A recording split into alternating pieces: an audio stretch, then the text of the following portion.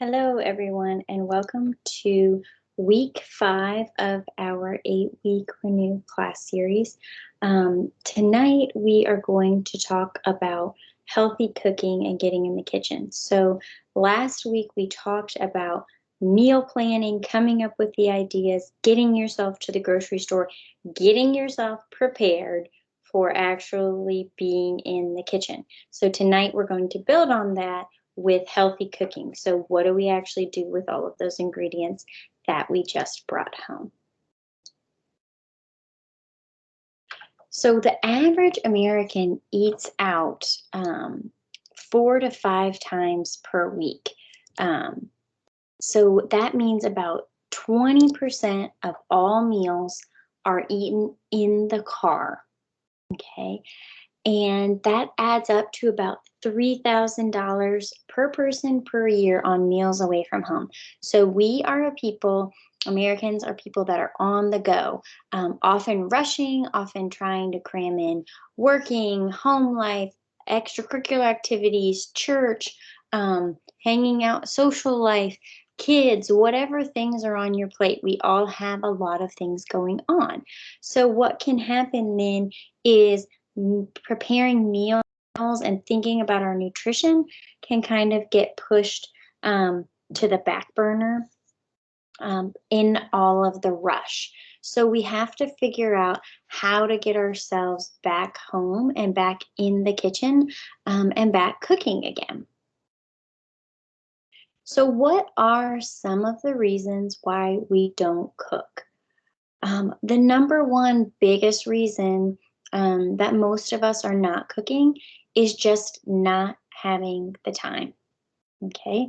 Other reasons, eating out can be more convenient. It's easier to maybe stop and grab something or to go sit down at a restaurant.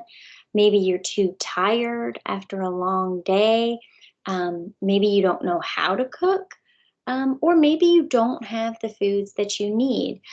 So, hopefully, last week's class, week 4, helped you think through how to have more of the foods that you need, how to make cooking at home a little more convenient. And a huge part of that is just being prepared, right? So, I don't have the time. That's one of our number one reasons why we say we don't cook. But cooking is actually a preparation issue. It's not a time issue. So think about that for just a minute. What do you think that means? It's the problem is preparation, not time. People who cook at home don't just magically have extra hours in the day that people who eat out don't have. Okay. Everyone's got something going on. Everyone's rushing from thing to thing. So people who are more likely to cook at home are usually following more of the key steps of preparation to help them be more successful and to cut down on time. So, things that can help you to be more prepared. Create a weekly routine. Think about what you want your week to look like, what you want your meals to look like. When do you want to cook at home? What days do you want to eat out? What days do you maybe want to have leftovers? Typically, most of our weeks follow a similar structure. So if you know that, um, you know, Mondays and Tuesdays are a little bit freer of days. You get home earlier. Maybe that's a good day to cook. If you know Wednesdays you go to an evening event, that's probably a good day for leftovers and not a good day to try to plan to cook something because you're going to be home late, right? So think about what your week is going to look like. Then make a plan centered around what you want that week to look like. I really encourage you to get the whole family involved. So, who's going to do the dishes? Who's going to prepare the food? Is there someone that can do the grocery shopping? Have everyone help you with meal ideas. Have somebody help set the table. So, instead of you doing every part of the process from A to Z, think about how you could maybe divide out some of the tasks and make it a little bit easier on yourself. You know, is there someone that can go to the grocery store for you? Meal ideas, coming up with what to eat can be challenging. Can you sit down as a family and talk about what you'd like to eat? So get the whole family involved. If you don't know how to cook, uh, the biggest part of it is just get in there and try, right? Just go for it. If you mess it up, you can learn for the next time, but look it up. There are so many wonderful recipes and tools online to help you get more comfortable in the kitchen. And the more and more things you cook, the more comfortable you'll get. So start with really easy, simple recipes and then go from there. It does not have to be some fancy gourmet deal. You don't have to cook, a full turkey Thanksgiving dinner. It can be something simple to start. Just get yourself started.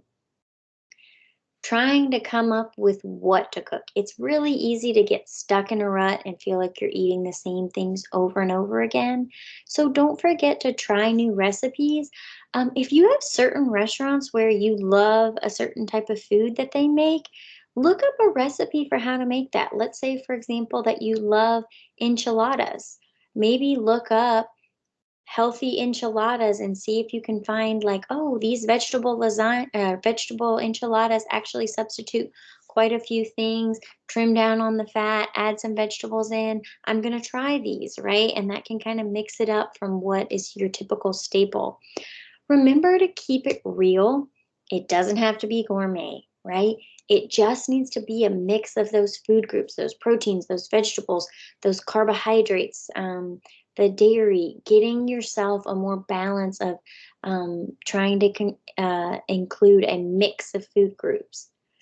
Play around with it, mix things up, try some new ingredients, swap things out. But most importantly, just keep it simple. I cannot stress this enough. Keep it simple. Make your life easier. And if you're too tired after a long day, this is where that preparation is really going to pay off. When you cook, utilize your leftovers, right? When you're planning, think about cooking a little extra to make extra meals. You can get away with cooking like 3, maybe 4 dinners if you plan ahead and cook a little in bulk so that you have leftovers and then you're not cooking 7 nights a week. Look for those quick no cook options or quick cook options. Remember, we talked about last week kind of having a list in your mind of things that you can whip together quickly that from ingredients you typically have on hand.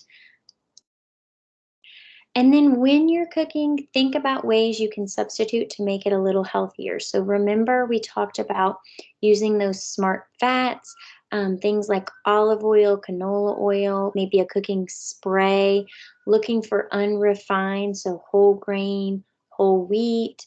Not every meal has to have meat. You can do some meatless meals. Think about some plant-based proteins, things like beans. Think about your sides and choose your sides wisely. There's a big difference between dicing up potatoes and a bag of frozen french fries, right? So think about what you're putting in your sides. Think about your portion size. So while you're cooking, if you know you're cooking for 4, cook enough rice for 4 people, right? Instead of just cooking a huge batch. Think about the serving sizes and how much each person's going to need instead of dumping the whole box in there. Think about that when you are freezing your meats. Use your sugars and your sodium sparingly. So go bold for flavor by choosing herbs and other low sodium options to flavor your food. And then be mindful and enjoy. Eat, get back to the table. Eat your foods at the table with nothing else going on but good conversation. Turn off your devices, focus on your food, and be more mindful about what you're eating and enjoying each bite and focusing more on the quality of your food instead of the quantity. On your week 5 handout, I gave you some tips to help you kind of be mindful when you're cooking. But then I also included down here at the bottom the Mayo Clinic Guide to Healthy Substitutions. So it has some great ideas of things that you can substitute in your recipes to help make them a little bit healthier, cut down on the fat or the sugar, or cut down on the calories. So you can use that. You can also use the My Plate grocery list.